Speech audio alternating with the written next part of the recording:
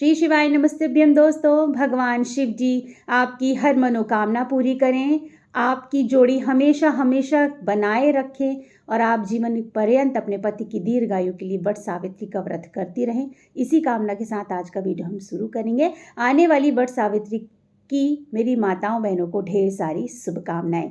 जैसा कि आपको बता दूं कि साल 2024 में 6 जून दिन गुरुवार को वट सावित्री का व्रत पूरे विधि विधान से किया जाएगा। आज इस वीडियो में बहुत ही विस्तार से बात करने वाले हैं कि क्या पीरियड्स अगर आ गया है आपका तो आपको क्या श्रृंगार करना चाहिए, लाल पीला सूखा सिंदूर लगाना चाहिए या नहीं लगाना चाहिए। तो बहुत ही स्पष्ट तरीके से, बहुत ही विस्तार से आपको आज ये महत्वपूर्ण जानकारी मैं देने वाली हूँ इस वीडियो में। तो वीडियो को पूरा ध्यान से अंत तक ज़रूर सुनिएगा। देखिए दोस्तों, ये जो व्रत होते हैं, बड़े बड़े जो व्रत होते हैं, साल में जो एक बार सुहाग वाले बड़े व्रत आते हैं, इनको तो पहली बात छोड़ना नहीं चाहिए। अगर आप पीरियड की अवस्था में हैं भी तो भी आपको ये व्रत पूरे नियम से करना चाहिए। भले ही आप कुछ और कार्य कर सकती हैं या नहीं कर सकती, पूजा वगैरह कर सकती हैं या नहीं कर सकती हैं, लेकिन आपको व्रत नहीं छोड़ना है। आपको व्रत संपूर्ण नियम से जो है वो रखना है। तो यहाँ तो मैंने बता दिया कि अगर आप पीरियड्स की अवस्था में हैं, आपका पीरियड्स अगर वट सावित्री व्रत के आगे पीछे आ गया है या उसी दिन की आपकी डेट है या आपको ऐसा लग रहा है कि संभावना है पीरियड्स के आने की, तो देखिए नेचुरल चीज़ है। ये एक ऐसा साइकिल है जिसको रोका नहीं जा सकता है। हर महिला को इस अवस्था से गुजरना पड़ता है। और अगर आपका पीरियड्स जो है वो पूजा व्रत के दौरान आ भी जाता है तो बिल्कुल परेशान मत होइएगा। हर महीने का साइकिल है, ये एक नेचुरल वे है। अब बात कर लेते हैं कि वट सावित्री व्रत में अगर आपको पीरियड्स आ जाता है तो क्या आप श्रृंगार वगैरह कर सकती हैं या नहीं कर सकती हैं, पीला सूखा सिंदूर लगा सकती हैं या नहीं लगा सकती हैं। देखिए, साल का बहुत ही महत्वपूर्ण व्रत है। हर सुहागन महिला वट सावित्री व्रत का बहुत ही बेसब्री से जो है वो इंतज़ार करती है।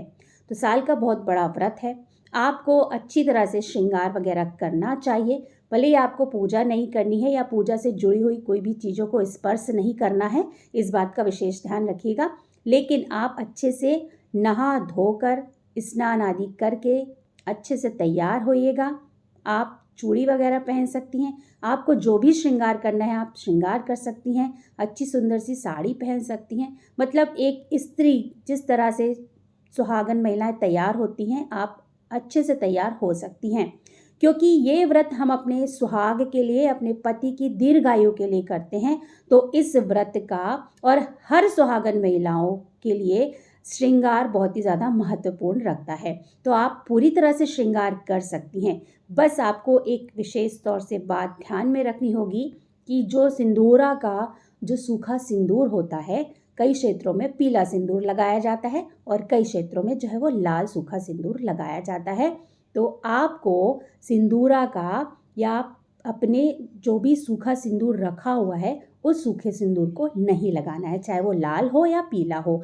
क्योंकि जो सूखा सिंदूर होता है वो बहुत ही ज़्यादा शुद्ध होता है, पवित्र होता है।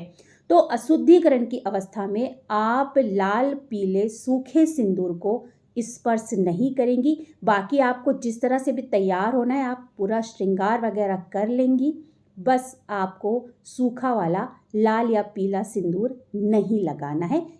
अब यहाँ पर एक बात और स्पष्ट कर देती हूँ कि अगर आप रजस्वला अवस्था में हैं, अगर आप पीरियड्स की अवस्था में हैं, तो पीरियड्स की अवस्था में होने के कारण आप पूजा पाठ तो कर नहीं पाएंगी, लेकिन व्रत आपको विधिवत रखना ही रखना है। तो अगर आप संयुक्त परिवार में रहती हैं, आपके घर में कोई और सदस्य पूजा पाठ कर रहे हैं, वट सावित्री व्रत कर रहे हैं, तो जो भी सामग्री पूजा की लगती है, सुहाग की लगती है, आप उनसे आग्रह करिए कि मेरी सामग्री, मेरा सुहाग का सामान, जो भी पूजा में सामग्री लगती है बनाकर और चढ़ा दीजिए और उन सामग्री को पुजवा दीजिए। अगर आप संयुक्त परिवार में नहीं रहती हैं, आपकी कोई सखी सहेली है, आपके कोई पड़ोसी हैं जो इस तरह से आपकी सहायता कर सकते हैं, तो आप उनसे कहकर जो है वो ये काम जो है वो करवा सकती हैं। वैसे भी पूजा पाठ की इस तरह की सहायता करने के लिए कोई भी मना नहीं करता है। अगर कोई भी नहीं है तो फिर एक विकल्प आपके पास ये बचता है कि पति से आग्रह करिए कि वो जो भी सामग्री लगती है सुहाग की, वो जो है वो चढ़ा दें, वट वृक्ष के नीचे जाकर पूज दें उन सामग्री को और अगर वो बरगदाही बनाने में समर्थ हैं तो बरगदाही भी बनवा सकती हैं आप अपने पति से। और अगर वो नहीं बना पाते हैं, उनको नहीं आता है, तो आप फल में जो है वो खरबूजा, आम या जो भी आपके यहाँ चढ़ाया जाता है, बतासे चढ़वा सकती हैं। कुछ भी नहीं कर पा रहे हैं आपके पति, यानी उनसे नहीं बन पा रहा है कुछ भी, तो आप सुहाग का सामान और फल इत्यादि जो है वो अवश्य उनसे चढ़वा दें। और थोड़ा सा सामान वट वृक्ष के नीचे रख दें, सुहाग का थोड़ा सा बांट दें। जब भी आप शुद्धिकरण की अवस्था में आ जाएं, फिर उसी सामान को, जैसे कि चूड़ी हो गई, बिंदी हो गई, सिंदूर हो गया, उसी सामान को आप जो है वो चूड़ियाँ पहन सकती हैं, वही सिंदूर आप लगा सकती हैं, बिंदी वगैरह लगा सकती हैं।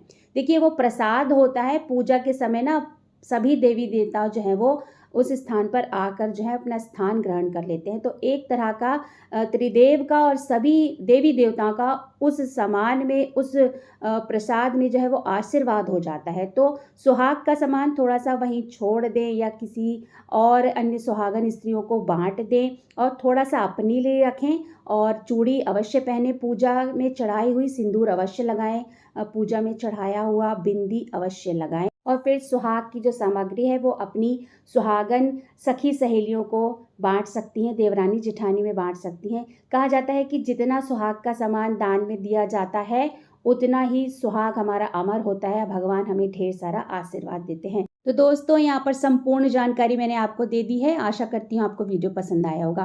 वीडियो पसंद आया तो वीडियो को एक छोटा सा लाइक कर दीजिएगा। आपका एक लाइक प्रेरित करता है हमें और भी अच्छे अच्छे वीडियो बनाने के लिए। बहुत जल्द मिलते हैं एक नए वीडियो के साथ। तब तक लिए शिवाय नमस्ते, धन्यवाद।